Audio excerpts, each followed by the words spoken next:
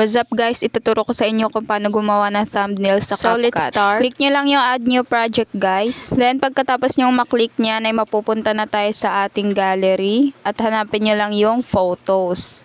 Ayan yung may red.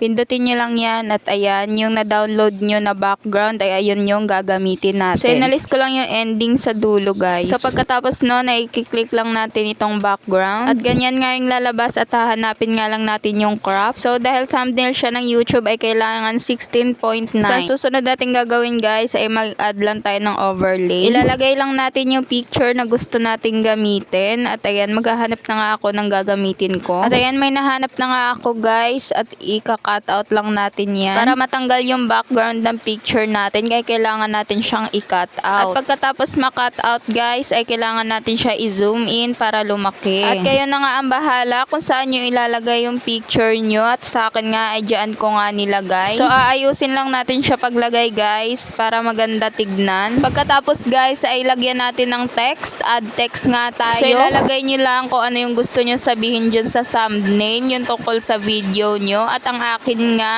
ay kung paano gumawa ng thumbnail sa CapCut. At ayun nga yung nilagay ko dyan. Pagpasensyahan nyo na nga guys dahil umuulan nga habang nagvo-voice over ako. So dahil patanong nga yung title ko guys ay nilagyan ko ng question mark. At inayos ko lang siya paglagay guys. At yung next naman natin ay yung style ng text natin. Mamili lang tayo dyan. At black nga yung natipuhan ko guys at okay na nga yan para sa akin. So ayusin lang natin siya paglagay guys para nga maganda siya tignan. At ang susunod naman natin gawin guys ay maghanap nga tayo ng logo ng CapCut. So punta lang tayo sa ating Chrome at i-search nga lang natin yung CapCut logo. At kapag nahanap na natin yung gusto natin guys ay ayan, pipindutin lang natin ang madiin yung picture at lalabas yung download image at download again. At ngayon magsa-search naman ako ng subscribe button. So guys, don't forget to subscribe my channel. At ganun nga lang din yung gagawin natin guys, ididiin nga lang natin yung picture at ida-download natin. At dahil na-download na natin guys, ay balik na tayo sa ating CapCut.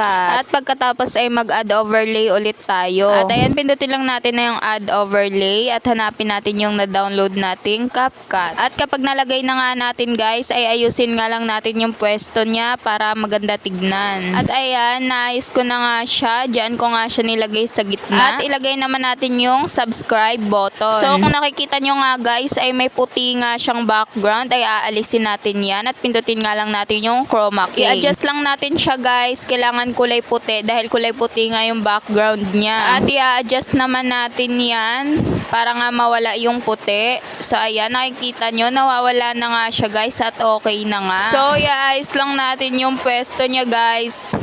Pwede paliitan, pwede palakihan at ayan, nilagay ko nga siya dyan sa may gilid at okay na nga yan. So pindutin lang natin yan guys at ayan, lalabas na yan. Kailangan nga natin siyang i-screenshot para mapunta siya sa gallery natin. At kailangan natin siyang i-crop guys. So ayan, hinahanap ko na siya. At ayan na nga, ika-crop na nga natin siya guys. So ayan, 16.9 dahil thumbnail nga siya. At ayan, okay na nga. So ayun guys, dahil mag-a-upload nga ako ng vlog ko sa YouTube, ay ituturo ko na rin sa inyo kung paano ilagay yung thumbnail na nagawa natin. So ayan, mag-upload video lang tayo guys. Then click next. At pindutin lang natin yung plus sign button sa taas.